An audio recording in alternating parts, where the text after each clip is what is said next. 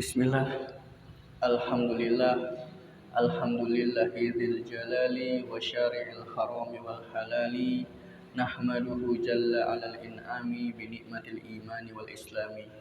Summa salatullahi ma'salami ala nabiyil mustafa tihami, Muhammadinil hadi minad dolali wa afdali sahbi wa khairi ali.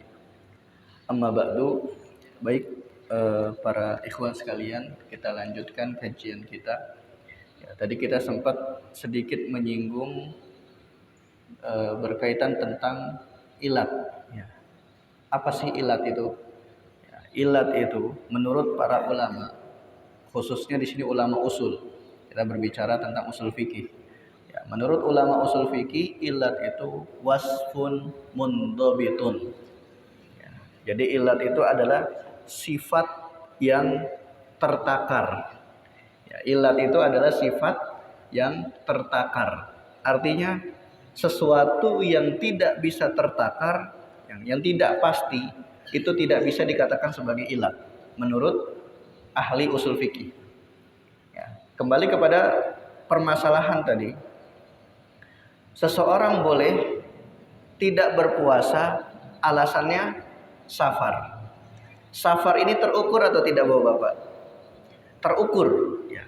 Apabila seseorang safar dengan jarak 80 km, minimal 80 km, itu terukur. Nah, baik dia didapati ada masyaqqah, ada kesulitan atau tidak, maka dia boleh tidak berpuasa. Kenapa? Karena ilatnya yaitu wasfun mundhabitun, yaitu sifat yang terukur. Ya, sifat yang pasti itu safar, itu melekat pada diri seseorang tersebut. Adapun masyaqqah, ya kesulitan, itu menurut mayoritas ahli usul fikih tidak dikategorikan dalam ilat. Kenapa? Karena nggak masuk. Ya, kesulitan orang lain itu berbeda-beda. Ya, memiliki tingkatan yang berbeda-beda. Ya, orang punya powernya beda-beda. Ya, menurut si A, safar dari sini ke Bekasi itu tidak berat. Menurut si B, safar dari sini ke Bekasi berat. Artinya apa? Relatif di sini. Ya, masyaqqah itu sifatnya relatif sehingga tidak bisa disebut sebagai illah. Makanya mayoritas ulama usul tidak menjadikan masyaqqah itu sebagai illah karena tidak memenuhi syarat illah yang mereka mendefinisikan illah itu wasfun mundhabitun, sifat yang pasti, sifat yang mundhabit, yang sudah tertakar dan sudah terukur. Tapi kembali lagi ikhwan sekalian, ala kulli hal ini ranahnya ranah khilafiyah. Ya, ranah khilafiyah. Kita tidak mengingkari pendapat lain. Ya, sebagaimana kaidah yang didapati la inkaro fi mas'alatil ijtihad. Tidak ada pengingkaran dalam permasalahan ijtihad. Ya, sehingga kalau dari sini kita ambil kesimpulan, ikhwan sekalian, permasalahan ini itu sudah terjadi perdebatan di Indonesia. Ya, khususnya antara Nahdlatul Ulama dan Muhammadiyah. Ya, berbeda dalam menentukan rukhsah. Ya, rukhsah mendapatkan rukhsah dari safar. Itu berbeda keduanya. Kalau Nahdlatul Ulama itu mengambil pendapat usuli yang tadi, ya, merujuk kepada pendapat fikih Syafi'i yang menjadikan ilah diperbolehkan berbuka puasa itu adalah safar. Adapun kalau Muhammadiyah enggak, condong kepada pendapat Syekh Yusuf Al-Qardawi yang menjadikan masyaqqah itu sebagai ilah. Ya, sehingga dari perdebatan ini, ya, dari perbedaan ini, itu akan timbul juga permasalahan lain. Apakah kita boleh mengqashar sholat kalau kita safar dari sini sampai ke Tanah Abang misalnya? Ya, menurut madhab menurut madhab jumhur ulama yang dianut oleh Hanafiyah, yang dianut juga oleh Malikiyah, Syafi'iyah dan Hanabilah. Ya, tadi Hanafiyah itu sebagian Hanafiyah. Mereka mensyaratkan yang namanya safar itu minimal 80 km. Ya, jadi sebab atau ilatnya itu adalah safar. Sebab seorang musafir itu mendapatkan rukhsah Ya, rukhsah musafir itu adalah safarnya. Adapun Muhammadiyah enggak. Ya. Dari sini sampai ke Tanah Abang, ya, kalau sudah kembali kepada urf, ya, kembali kepada budaya adat sekitar itu sudah dianggap safar, maka boleh, ya, dia mengqashar sholat, boleh menjamak sholat, boleh dia tidak berpuasa meskipun safarnya dari sini sampai ke Tanah Abang doang. Ya, sedangkan kalau mazhab jumhur tadi tidak boleh. Kenapa? Karena dari sini ke Tanah Abang itu baru 50 kilometeran, belum sampai 80 kilo, ya, belum memenuhi kategori safar yang diperbolehkan mengqashar. Nah, ala kulli hal ini sebenarnya perbedaan pendapat antara dua organisasi besar yang ada saat ini itu adalah perbedaan klasik. Ya, itu khilafiyah klasik yang seharusnya kita tidak perlu mempermasalahkan itu. Dan saya melihat, ya, antara ormas yang ada di Indonesia ini, ya, khususnya dua organisasi besar ini, itu masih bisa bersatu, ya, kita satukan. Karena apa? Karena khilafiyahnya itu ranahnya adalah ranah furu'iyah, bukan ranah qat'iyah. Nah, ini sekilas gambaran wawasan terkait dengan khilaf dalam ranah usul fikih, gitu ya, terkait dengan ilat tadi, ya, sebab diperbolehkannya seseorang itu tidak berpuasa, ya, ada yang berpendapat safarnya dan ada yang berpendapat masyakohnya, kesulitannya, gitu. Ya, Allahu a'lam bishawab. Taib, kemudian selanjutnya kita akan bahas permasalahan hal yu'asiru istiqmalu as-shaimi li jihazi tanfis atau tanafus. Ya, contohnya seperti oksigen fi nahari Ramadan ala sihhati shaum. Ya, yang menjadi problem atau pertanyaan di sini, apa hukumnya seseorang yang sedang berpuasa di siang Ramadan menggunakan oksigen? Ya, menggunakan oksigen di rumah sakit, gitu ya, sakit menggunakan oksigen. Apakah oksigen dapat membatalkan puasanya? Qala rahimahullahu ta'ala la yu'assiru istimalu jihazil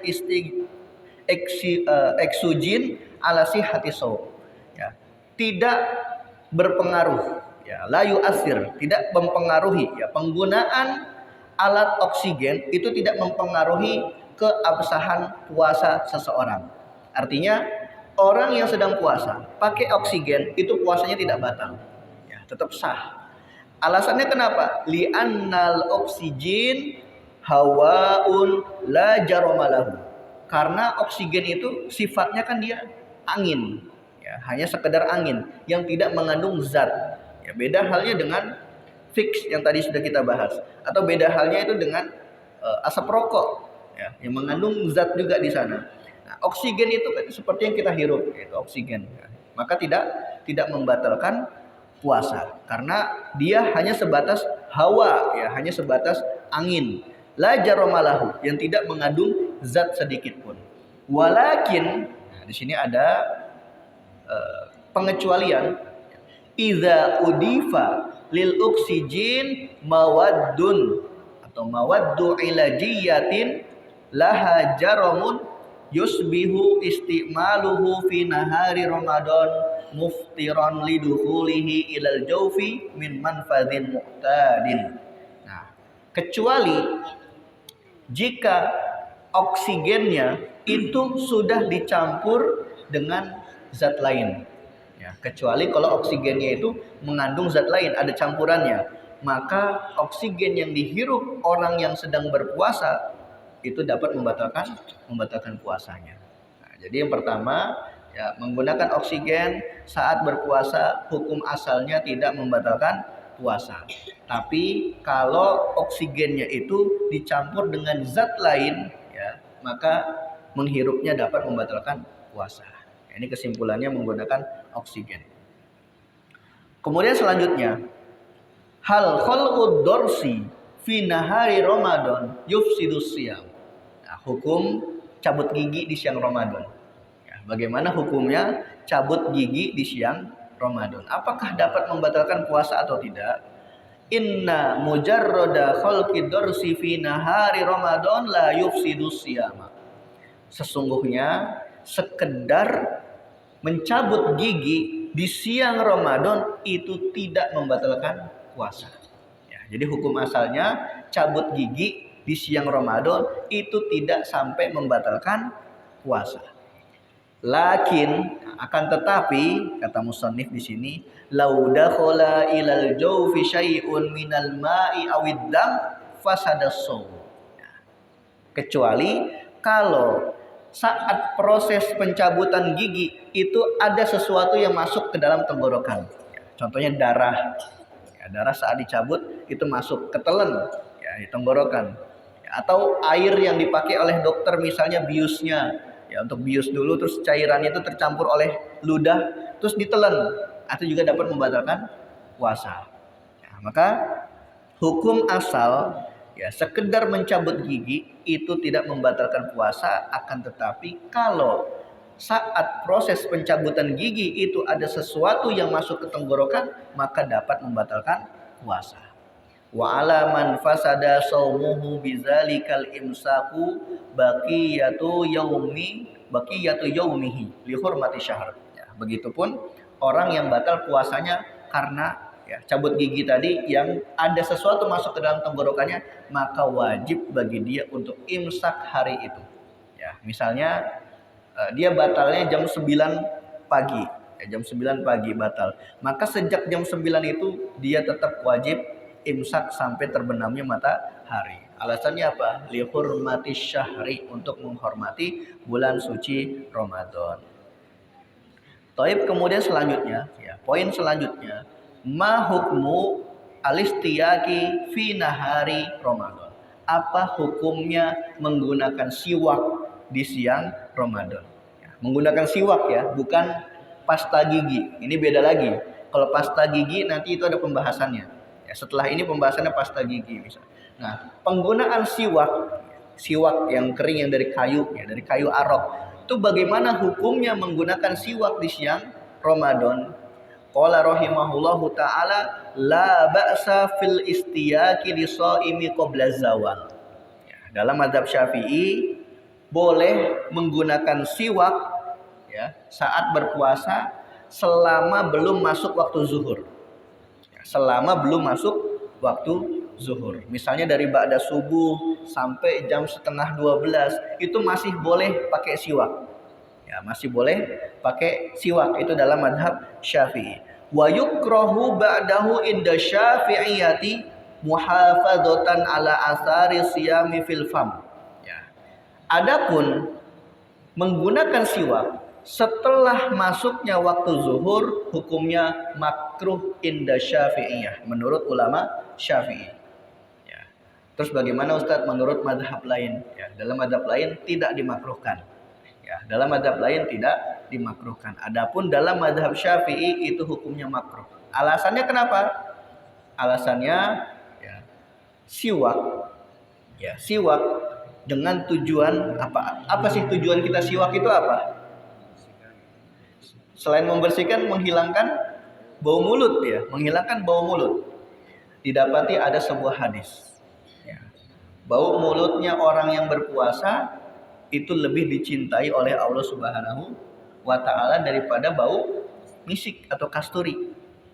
Nah, kalau kita siwak sama dengan kita berupaya menghilangkan keutamaan itu. Ya, sama saja kita seolah-olah nggak mau dicintai oleh Allah Subhanahu wa taala. Inilah alasan kenapa Syafi'iyah memakruhkan siwak ba'da zuhur. Nah, ini menurut ulama Syafi'iyah. Nah, terus bagaimana menurut mazhab lain? Apakah mereka tidak tahu dalil hadis tadi? Jawabannya tahu, tapi cara istinbatnya yang berbeda. Ya, cara mereka memahami dalil yang berbeda. Termasuk Al-Imam An-Nawawi rahimahullahu ta'ala. Imam An-Nawawi madhabnya apa sih? Syafi'i. Tapi dalam masalah ini beliau tidak sepakat dengan madhabnya. Ya, dalam masalah ini Imam An-Nawawi berpendapat siwak ba'da zuhur boleh, tidak makruh. Kenapa? Karena beliau punya dalil dan alasannya tersendiri. Maka dari sini kita bisa ambil kesimpulan bahwasanya mazhab itu adalah madrasah.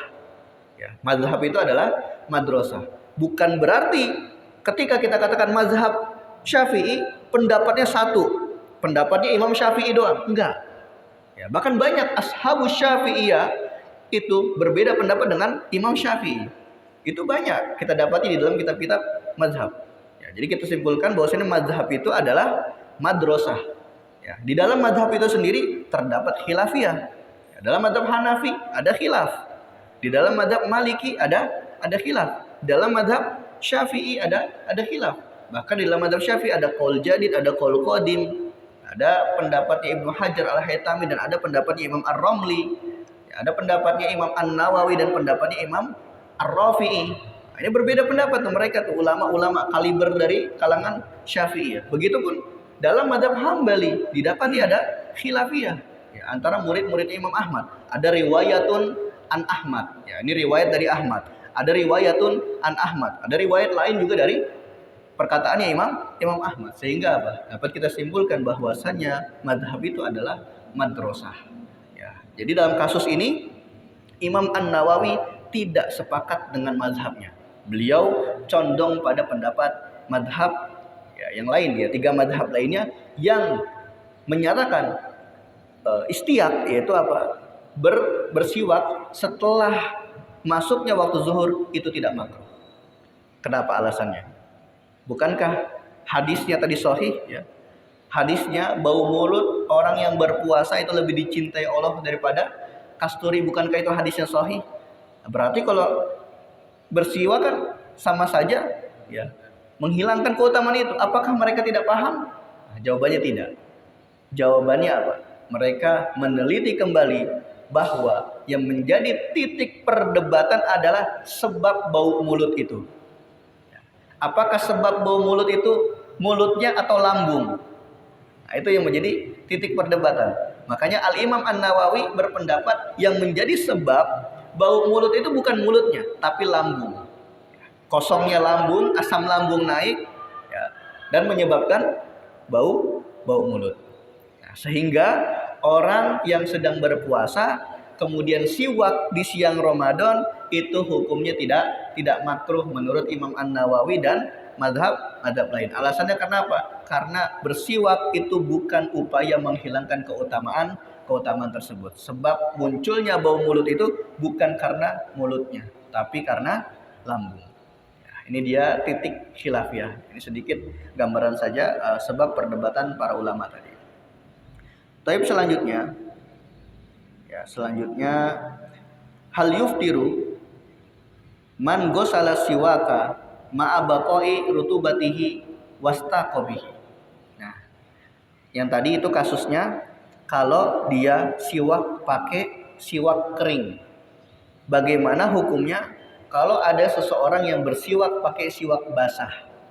Ya, siwaknya siwak basah. Ya, dia habis bersiwak, kemudian dia cuci siwaknya, nah, terus dia pakai lagi. Setelah dia cuci, dia pakai bersiwak. Bagaimana hukumnya?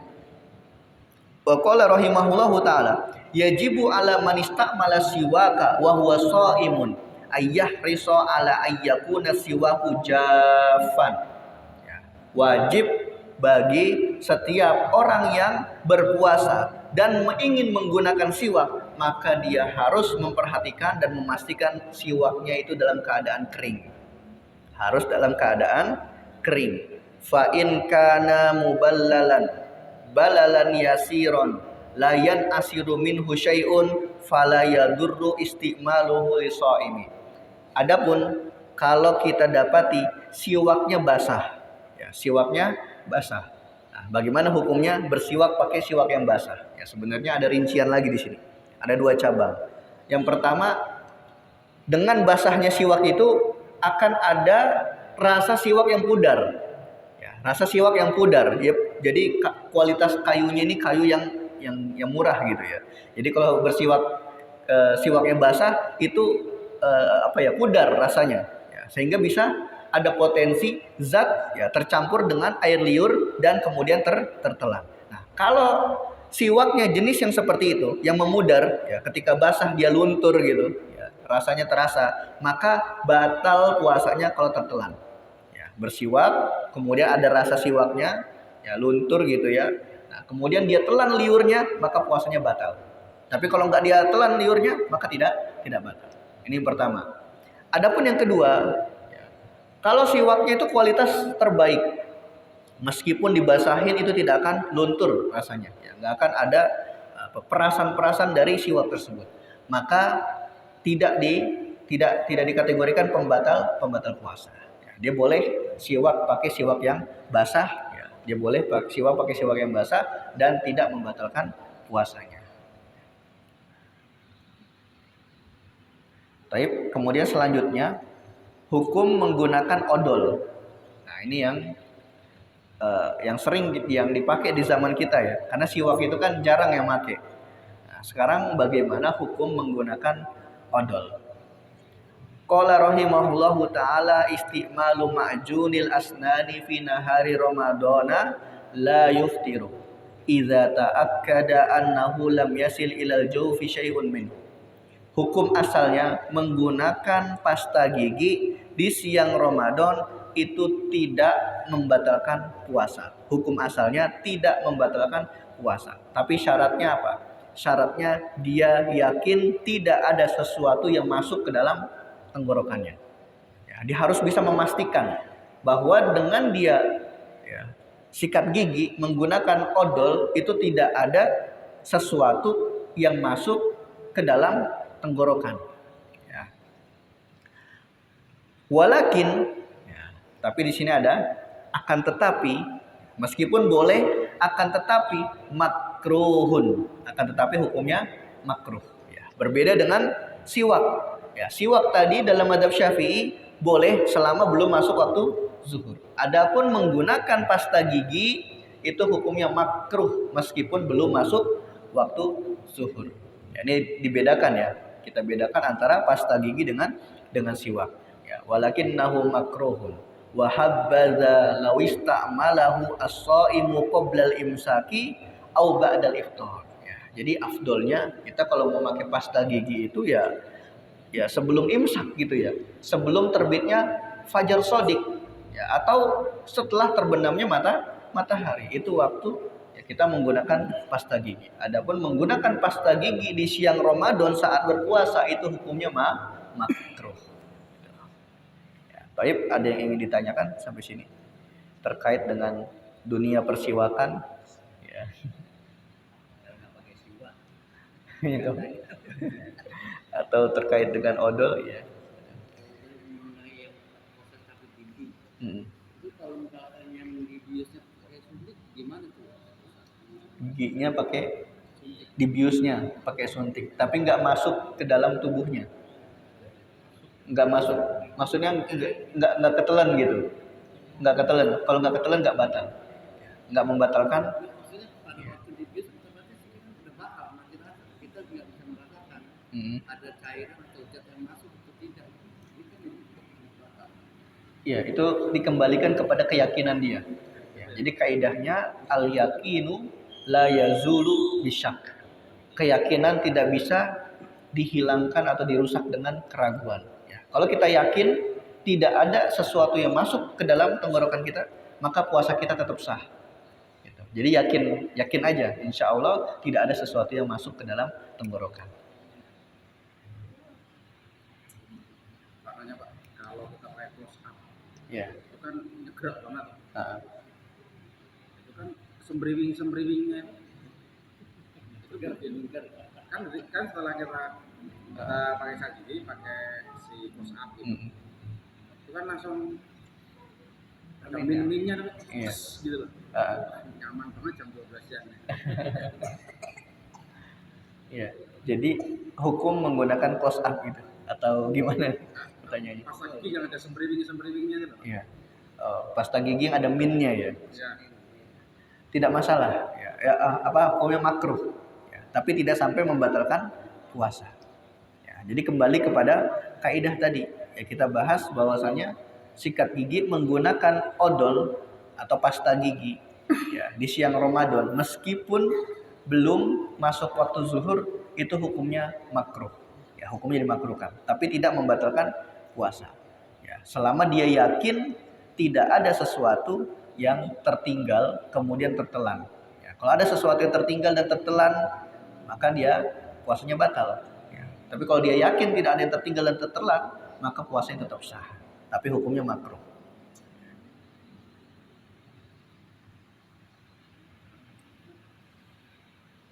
Ya.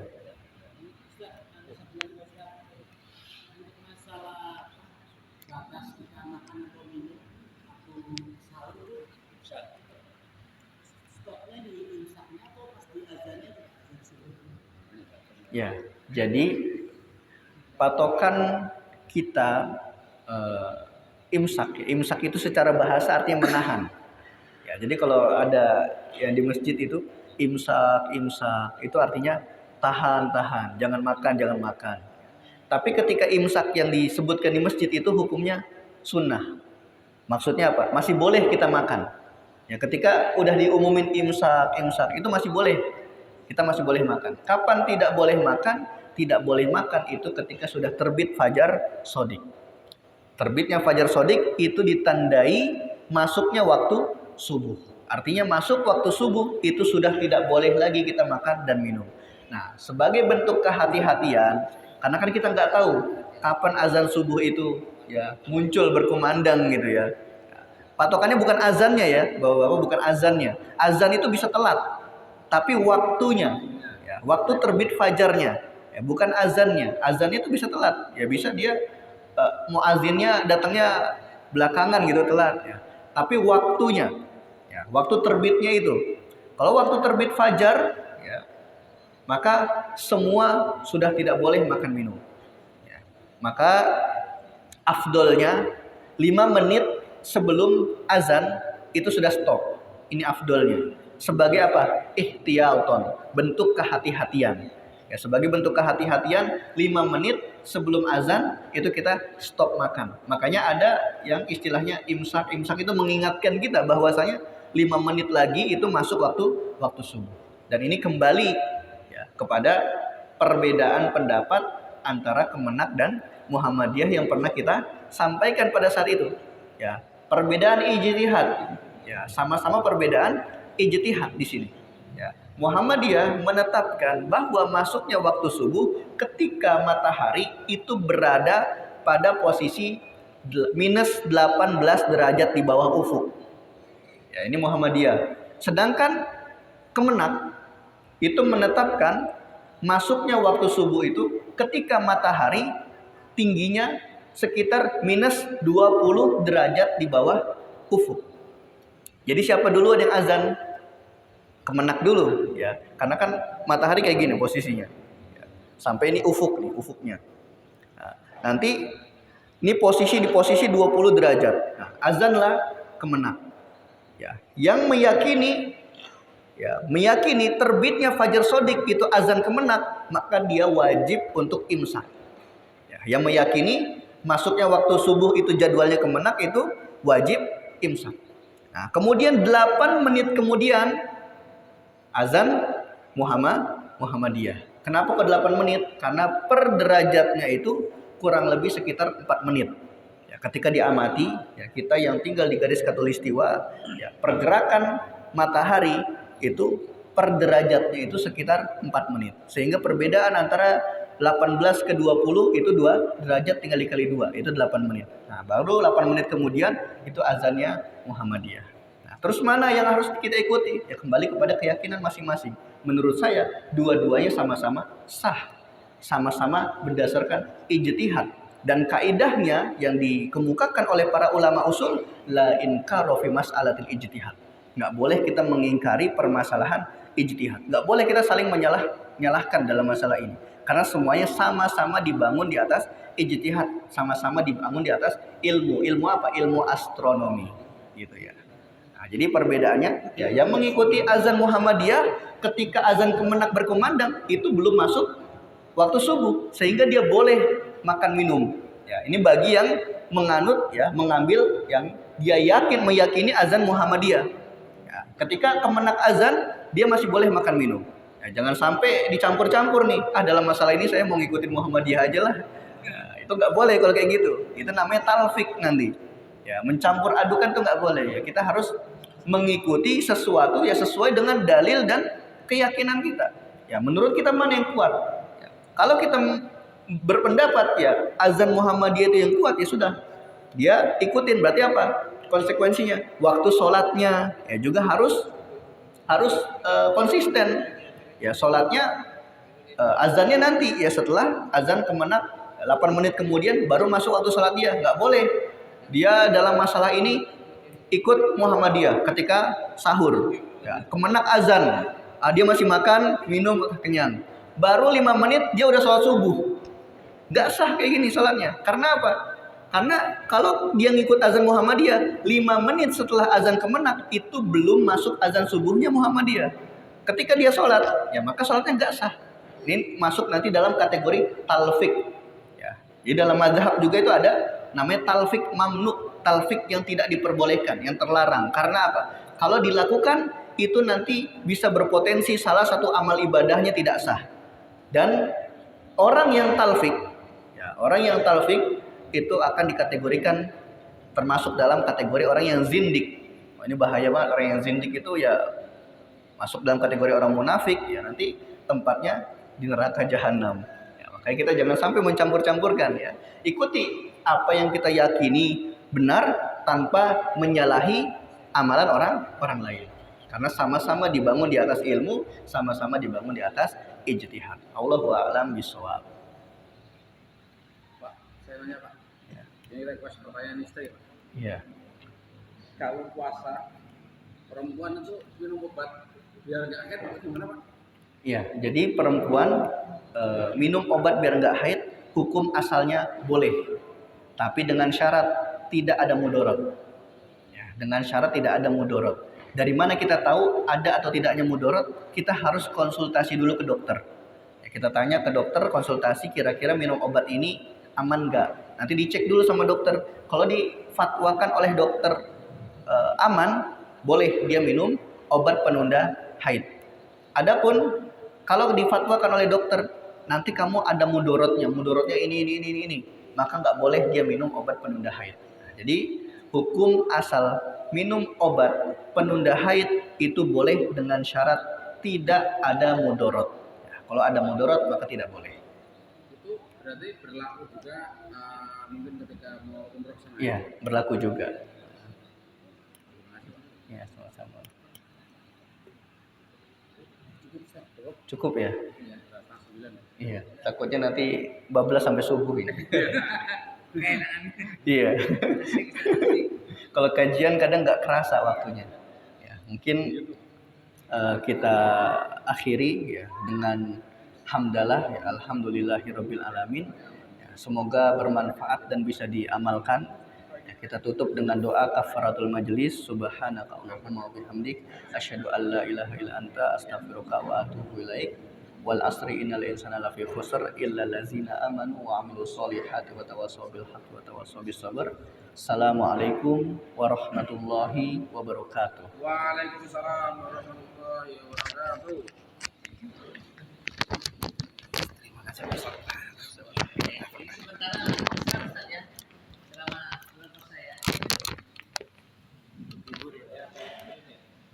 Minggu kedua nanti tutup